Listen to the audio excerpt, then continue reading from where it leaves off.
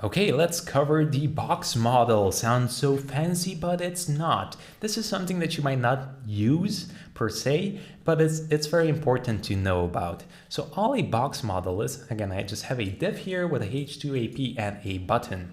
All a box model is, if we grab this tool and we hover over all of these elements, you're gonna see that you're inside a rectangle or some sort of box.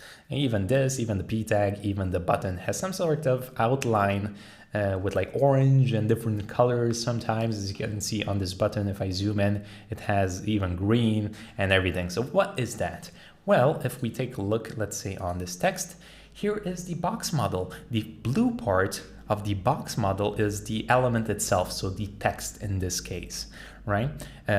Padding, it doesn't have any padding, and neither does it have a border. However, it does have a margin, so take a look. Okay, let's take a look at the button. The button has the border, which is that yellow, it has the green, which is the padding, and the blue, which is the text. So that's basically the box model. All of these different properties bunched up together makes the box model: the paddings, the margins, the borders, and the element itself. Okay, now how is this useful, or why is this useful? Well, it's just good to know about, because let me show you. If I go to CSS and I just grab a div here, and maybe I just want to add a background color, or maybe I have multiple cards here. So let me kind of duplicate these a few times like this. All right, I'm gonna hit save, and imagine like we have some sort of card system. Now we haven't talked about how we can position these elements kind of the way we want, but we're gonna cover that in just a bit. So let's just add a background color to this. Let's go nice. I want something beautiful. This is not gorgeous. A bluish. I love the bluish colors. And let's also add a color of white so we can kind of see the text inside there. Okay, perfect.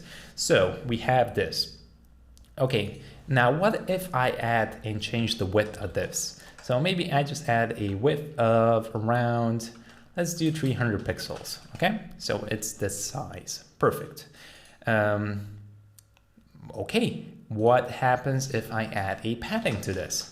So I want to add a padding of 20 pixels to this. Well, oh, okay, hold on, the thing grew. The thing grew a lot.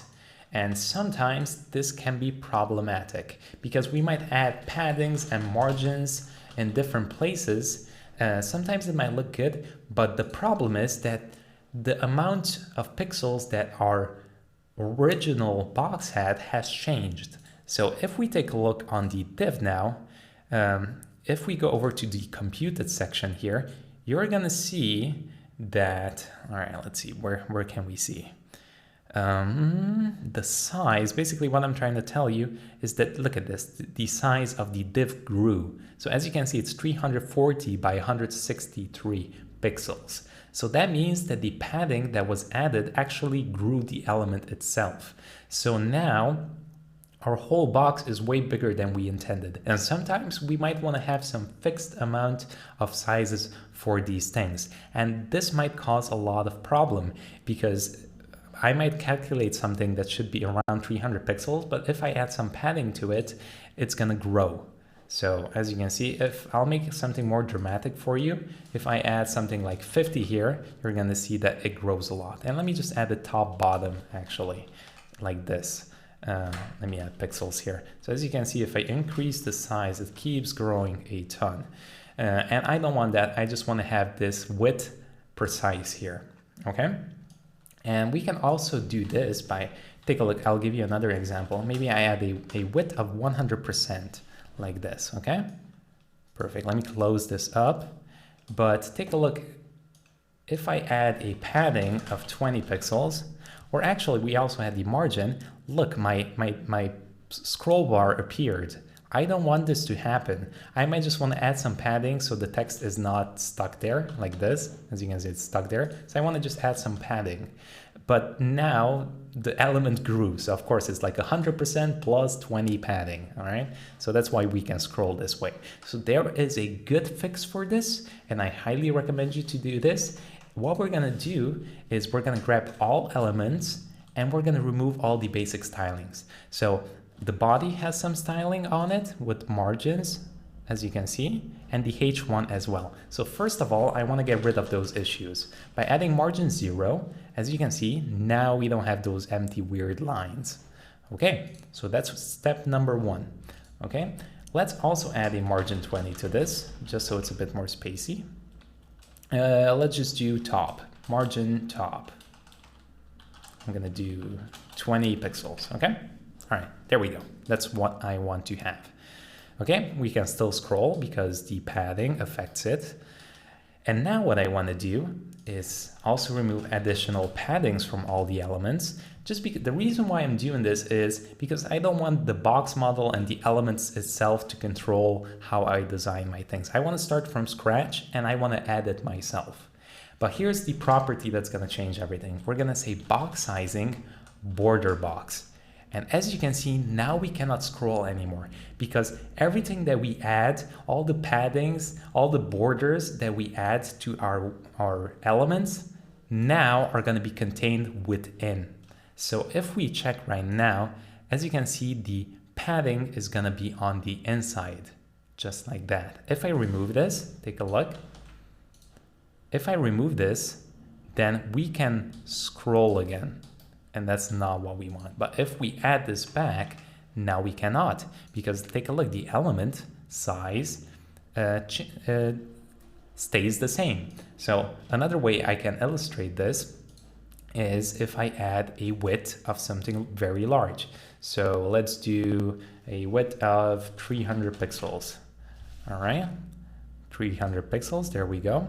I cannot see this, but it's okay. So let's take a look at the size of this. If I close this up, oh, never mind, I messed it up. I didn't close this. There we go.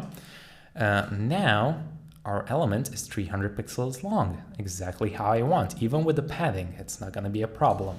But when I start removing this box size, as you can see, it grew a bit and now it's 340. So that's a simple example that I wanted to show you that can mess it up, like the scroll thing, where you might add some paddings and then you're like, why can't I scroll on my website? Or why is my CSS behaving the way it is?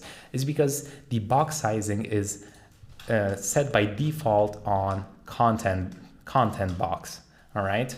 And this can give us trouble because it's going to set the padding and everything and the borders on the outside. So I'll show you again. I'll show you another property with border. We can add a border of 3 pixels. The second property is going to be solid and we're going to say black. Okay, so there we go. And now let's increase the size by 10. So as you can see, it keeps getting added on the inside. There we go. But if we go back to 5 pixels and we start removing this border box, hit save, let's start increasing this. Oh no. Oh, okay, that's too large. Let's do 50. Oh, look at that. Oh no, we are overflowing and everything is growing. So that's basically border box. Just make sure whenever you are starting out your website or anything, just add margin 0, padding 0, and add that box sizing border box because it's gonna save you a ton of issues. Okay.